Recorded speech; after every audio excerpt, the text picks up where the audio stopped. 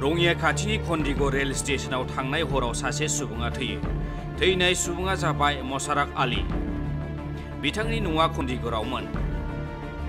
हरनि 10 रिंगासोआव रङिया फारसेनिफ्राय फैनाय ट्रेना सौदावनायाव बे सुबुङा थैयो। मख'जाथावदि हरनि 10 रिंगासोआव जानाय जाथायनि उनाव जायगानि सुबुंफोरा नुनानै रेल खुंथाय आरो जायगानि कावरबाहा पुलिस आउटपस्टनो फोरमायो।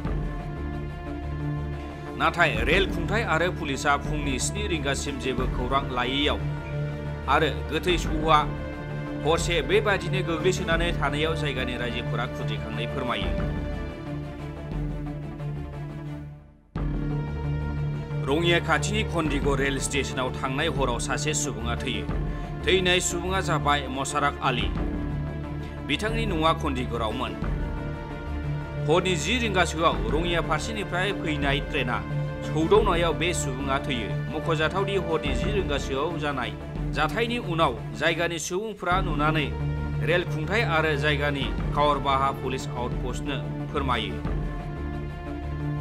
नाथाय रेल खुंथाय आरो पुलिसआ फुंनि 7 रिंगासिम जेबो खौरां लायैयाव आरो गोथै सहआ हरसे बेबादिनो गोग्लैसोनानै थानायाव जायगानि रायजोफोरा खुद्रिखांनाय फोरमायो।